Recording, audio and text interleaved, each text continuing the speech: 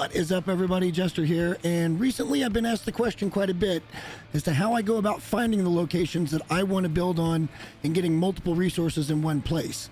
And I thought, well, heck, this is a really good opportunity to show you all the things you're going to need, as well as my methodology as to how I go about it. But to do that, I'm going to need to take you up to the anomaly, so I'll meet you up there. Once in the Nexus, go directly to the construction research station. Now, with salvage data, you're going to be able to unlock things that you'll have forever. So do your salvage data early, do it often, get it done. I know it's a grind, but under industrial modules, you're going to find the things you need to make your farms. The wiring, the extractors, the supply depots, the supply pipes. I also recommend opening up that left-hand side so you have all your power generation. It's just going to save you a ton of parts over using solar panels and batteries in the long run. Our second stop is going to be the multi-tool vendor. Now, these things are going to be bought using nanites, but when you bring it up, the thing we're mainly going to be looking for here is the survey device. You will not be able to find any of these deposits or power generation areas without the survey device, so get it installed. And as you can see, there's a few things there that you may or may not have.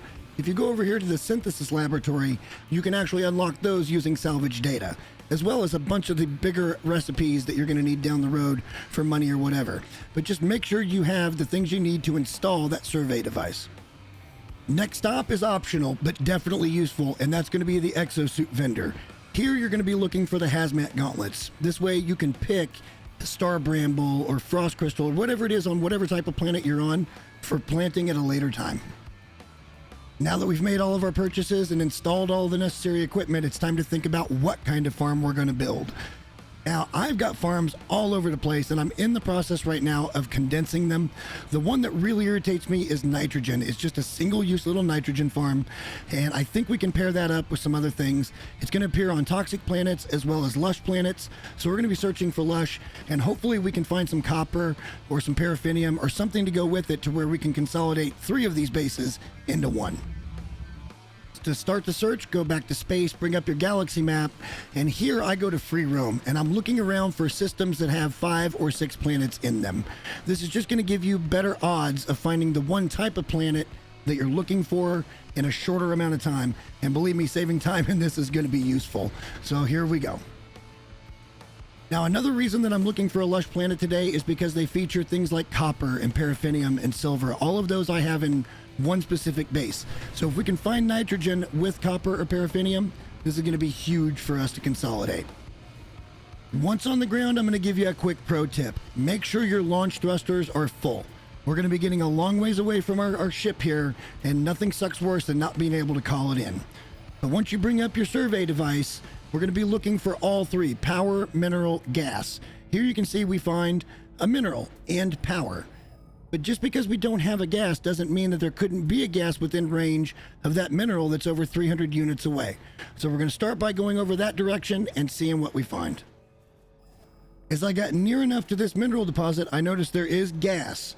And the main objective today is to find a replacement for our nitrogen farm.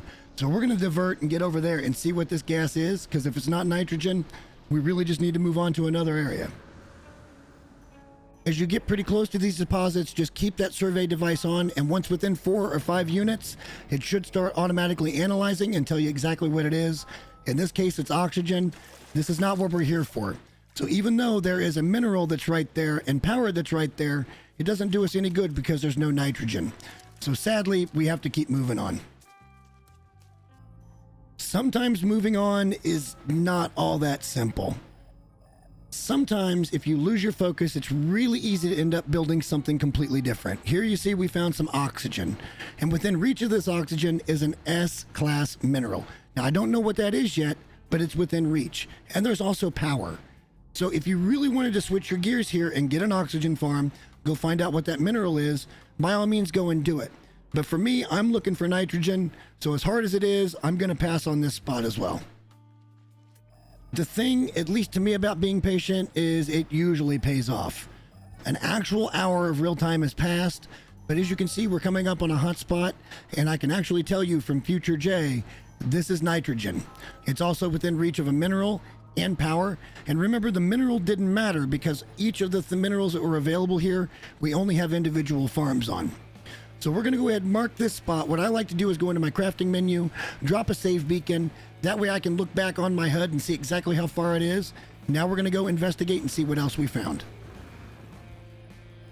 Heading over towards our mineral hotspot. Again, it doesn't matter what we find here because everything's going to consolidate at least 2 bases, but yay, we get copper, and this means we can make chromatic metal here. I'm going to go ahead and mark this with a save beacon. Then I'm going to go over to power and mark it, and then we're going to be putting down our base computer.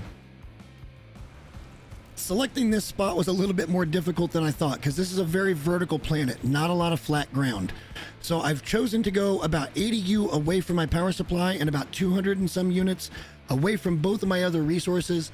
This is going to let me search out and see if I can find another usable resource or even 2 for this same base. So we could potentially now consolidate 3 different bases into this one if we can find something else.